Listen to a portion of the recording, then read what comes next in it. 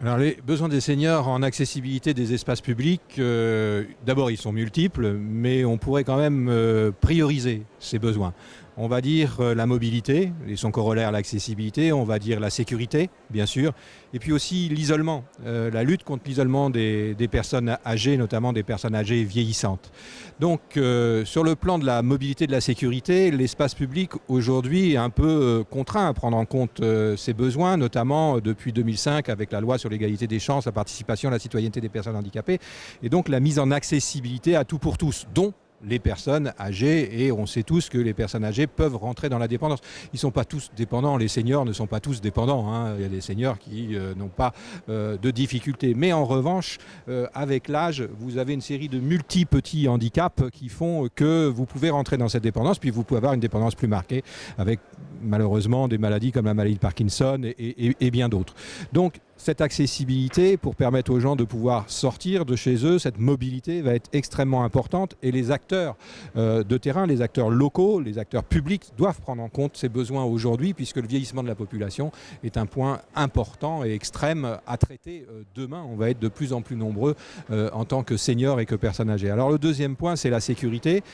C'est un point qui est même assez crucial parce qu'aujourd'hui vous avez des personnes âgées qui n'osent pas sortir dans la ville parce qu'ils ont peur tout simplement de se faire arracher le sac à main. Alors là, les réponses de les réponses de la collectivité sont des réponses déjà beaucoup plus générales sur l'espace public. C'est des réponses à l'insécurité de certaines zones publiques et elles ne dépendent pas forcément de l'accessibilité, mais des actions politiques que vous pouvez prendre sur le sujet, mais pas simplement des actions politiques communales, mais aussi des actions politiques aux autres échelles de notre fusée territoriale qui va jusqu'en haut de l'État. Et puis l'isolement. Alors l'isolement, ça commence surtout dans le logement des personnes âgées.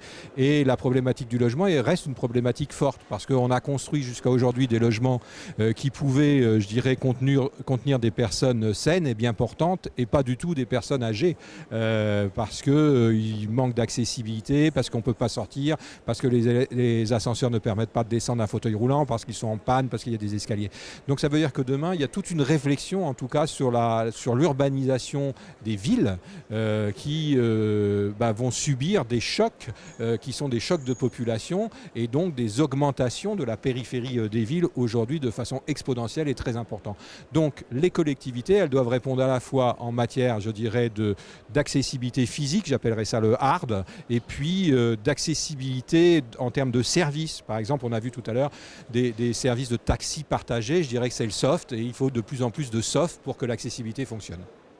Alors les trois principaux défis des villes et des territoires aux personnes âgées et handicapées aujourd'hui, ils sont essentiellement économiques. C'est-à-dire que vous savez que les communes actuellement sont de moins en moins dotées par l'État, que les problématiques des personnes âgées et handicapées demandent finalement des ressources financières et ces ressources financières, on a de plus en plus de difficultés à le trouver. Mais le défi des villes, c'est aussi un défi lié justement à la mise en place de besoins d'accessibilité que j'appellerais plutôt le hard. Est-ce qu'on va rendre les transports accessibles? Mais ça a un coût. On va rendre les services accessibles, l'accès au commerce, l'accès à la mairie, tout simplement. Et ça reste très complexe parce que nos bâtiments n'ont pas demandé à être accessibles aujourd'hui. On a construit une France comme ça. Donc ça veut dire qu'il faut évoluer nos mentalités, il faut construire autrement demain et puis il faut évidemment donner ce type de réponse. Mais là derrière aussi, il faut analyser les solutions qu'on peut mettre en place pour effectivement optimiser au maximum le coût. Ça veut dire le troisième défi que rencontrent à mon avis les collectivités, c'est de pouvoir discuter de façon horizontale de tous ces problèmes sans les éluder. C'est-à-dire qu'il faut effectivement comprendre que le service d'urbanisme doit discuter avec le service de l'architecture, qui doit discuter avec le service de la voirie pour ce que j'ai appelé le hard, et pouvoir donner des réponses cohérentes en matière d'accessibilité qui vont donc servir à nos seniors, bien sûr, et puis aussi avoir peut-être des relations aujourd'hui peut-être plus importantes ou en tout cas trouver les liens avec le monde plus public, le monde de l'entreprise et des partenariats peut-être à trouver, même si parfois c'est compliqué compte tenu des contraintes administratives. Les actions que doit mettre en place une ville pour rendre son espace urbain adapté, c'est déjà essentiellement de la concertation. C'est connaître les besoins et notamment connaître les besoins des personnes âgées. C'est plus facile aujourd'hui qu'il y a quelques années en arrière.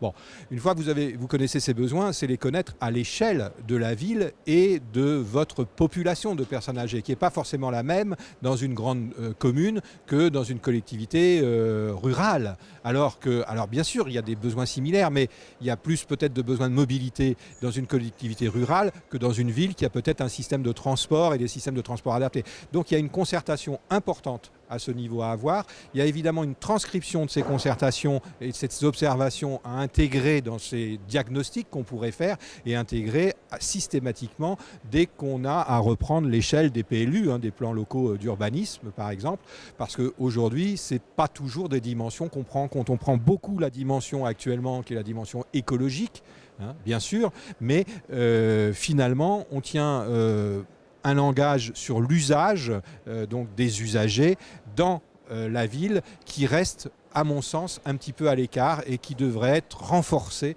à ce niveau-là dans tous les projets qu'on devrait avoir au sein de la ville, tant au niveau du PLU, parce que c'est l'organisation générale de la ville, mais après, à chaque projet mis en place par les communes. Voilà les défis auxquels les collectivités territoriales doivent être confrontées, en tout cas doivent répondre.